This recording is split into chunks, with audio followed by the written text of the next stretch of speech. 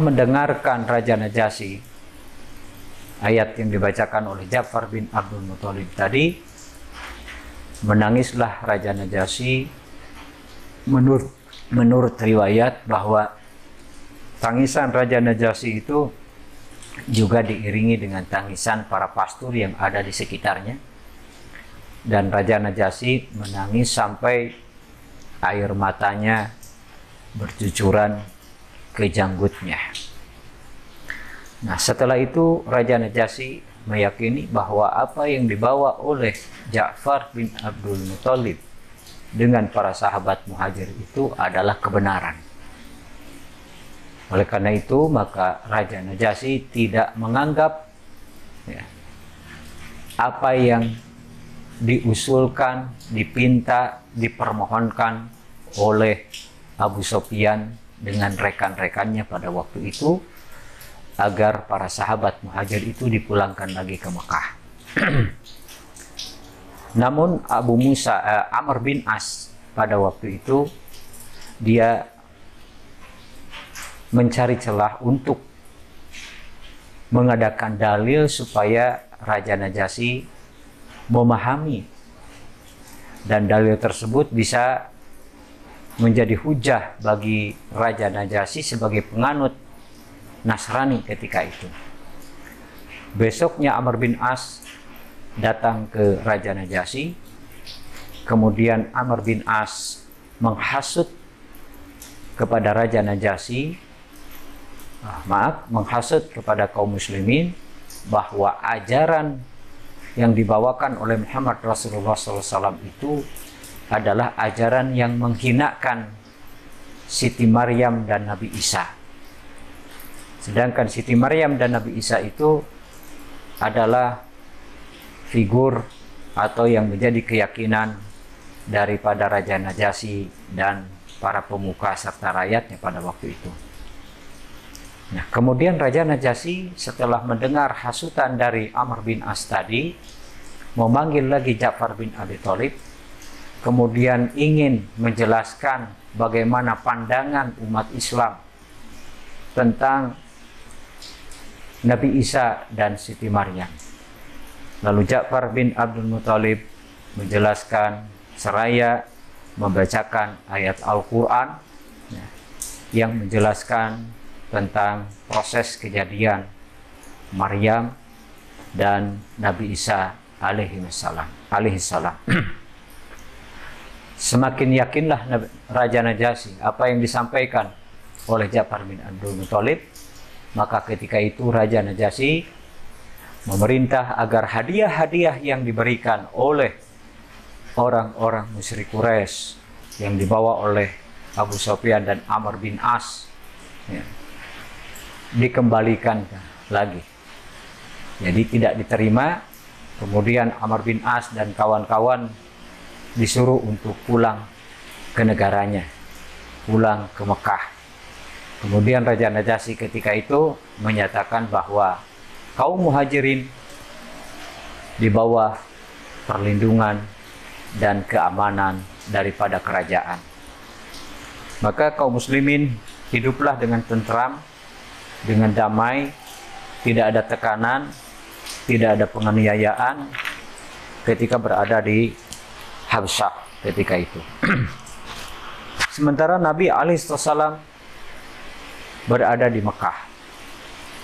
Tekanan dari orang-orang kafir Quraisy semakin kuat kepada Nabi SAW, terutama bukan dari orang yang jauh, tetapi juga masih ada kerabat seperti Abu Lahab, kemudian juga Abu Jahal, kemudian juga Utbah bin Mu'aid.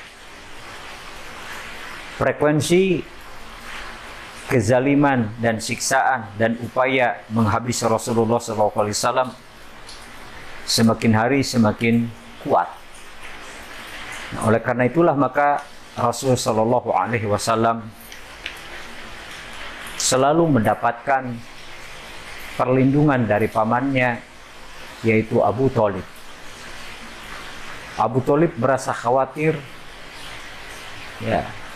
kepada Nabi SAW dan keselamatannya, maka Abu Thalib menggagas agar Bani Hashim dengan Bani Abdul Muthalib mengadakan penjagaan kepada Nabi Shallallahu Alaihi Wasallam dari upaya pembunuhan, dari upaya kezaliman atau makar yang dibuat oleh musyrik Quraisy kepada Nabi Shallallahu Alaihi Wasallam.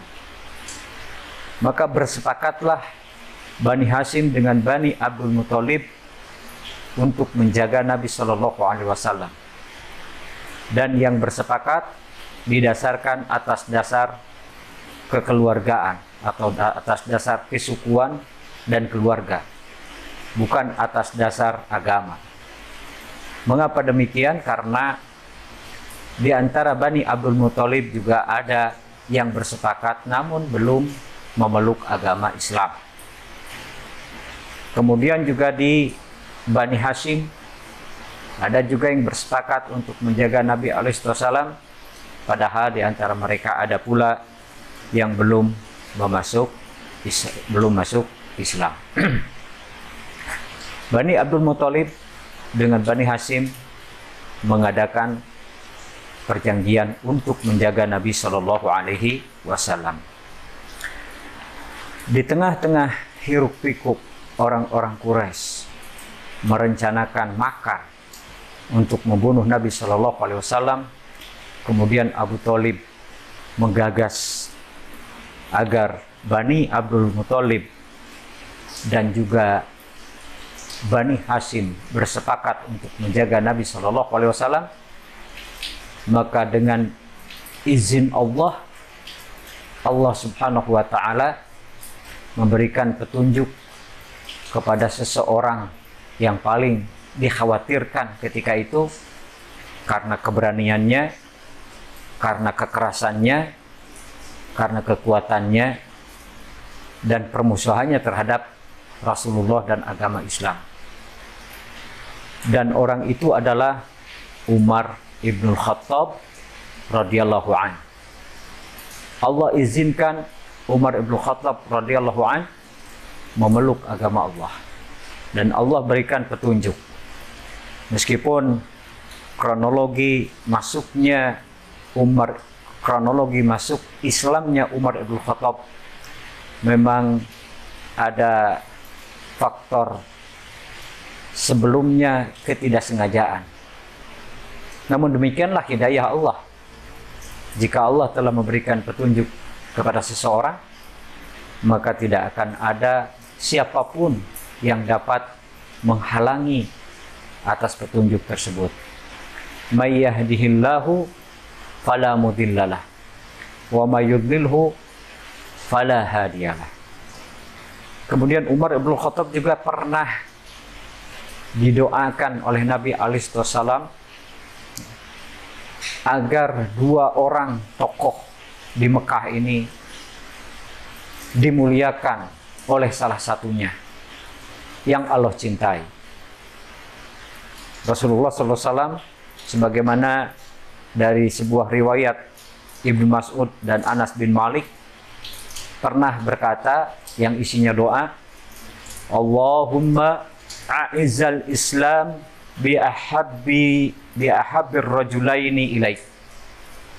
Ya Allah, muliakanlah Islam dengan salah satu yang dicintai oleh Engkau ya Allah. Bi Umar bin Khattab atau bi Abi Jahlin bin Hisham. Apakah Umar bin Khattab atau Abu Jahal bin Hisham? Ternyata Allah mengizinkan dan memberi petunjuk kepada salah satunya di antara dua yang tadi, yaitu Umar ibn Khattab radhiyallahu an. Umar ibn Khattab radhiyallahu an, kronologi singkat masuk Islamnya adalah melalui adik iparnya dan juga adiknya. Ketika itu Umar ibn Khattab mendengar beberapa lantunan ayat Al-Quran, yaitu yang tercantum di dalam surah Al-Haqqah, dalam surah Al-Haqqah ayat 40 dan ayat 41, bahwasanya Umar bin Khattab pernah mendengar ayat itu dibacakan oleh Rasulullah SAW yang berbunyi, innahu laqaulu rasulin karim wa ma huwa biqaulin syair qalilan ma tu'minun wala biqauli kahin qalilan ma tadhakkarun tanzilun min rabbil alamin.